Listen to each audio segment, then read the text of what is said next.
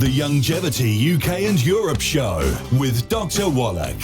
Hi, my name's Jonathan Smith. Welcome to the Youngevity UK and Europe Show with Dr. Wallach. Each week we'll go through the Dead Doctors Don't Lie show and handpick information regarding people's specific health concerns. So listen now as Dr. Wallach gives his expert advice on how to deal with the root cause of illness and disease nutritionally. If you would like further information on the products recommended in the show, they can be found in the description below the video.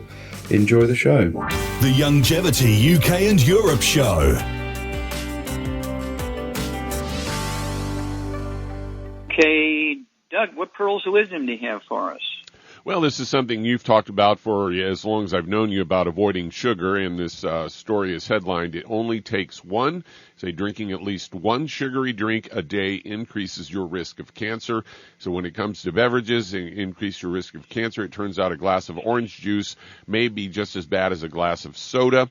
And they say, according to this new study, they found that sugary drinks, including 100% fruit juice, were significantly associated with a risk of overall cancer. This was done by researchers at Sorbonne Paris University, published in the British Medical Journal, involved just over 100,000 adults who were followed for a 5-year time period.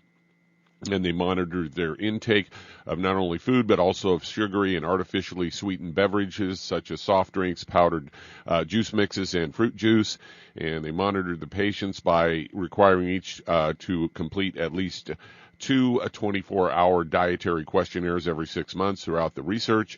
And during the study, cancer was diagnosed in almost 2,200 people, and that's roughly 22 cases per 1,000 people. Based on the data presented in the study, the majority of those cases were people who regularly consumed sugary drinks.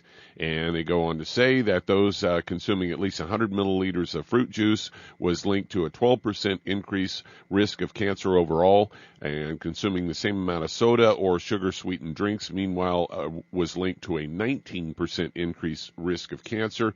According to the researchers, these drinks' sugar content may be to blame. The lead researcher, Mathilde Tovier, noted that sugar content in fruit juice is about the same as the sugar content in carbonated soft drinks. However, they said the results of their study does not mean people should cut off fruit juice and similar beverages from their diets, but rather balance their intake. So there you go. Seems like you've been vindicated again. Yeah, and of course you have to appreciate that any carbon chain, including sugar, oxidizes and turns into oxidation stuff, okay, which is inflammatory, which contributes to all kinds of things, including plaque in your arteries. Cholesterol is your best friend, okay?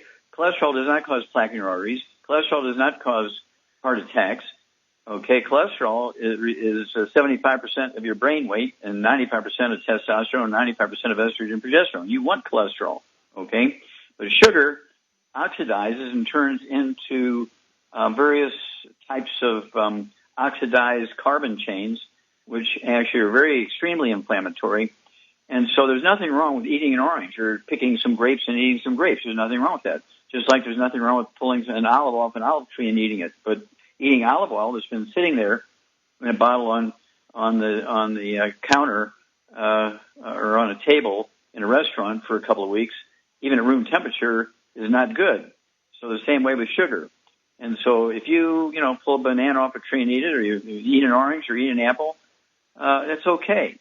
But you have to make sure that you're not eating apples that have been sitting in your cupboard for a month, and they're starting to get wrinkled and that kind of stuff, because they're already starting, the sugar in those apples are starting to oxidize. So thank you, Doug. You're exactly right. And sugar in of itself is not a good thing. The Youngevity UK and Europe Show with Dr. Wallach. Thanks for listening to this week's show. If you're listening on YouTube, subscribe to the channel. And for more info on the products mentioned in this week's show, check out the links in the description.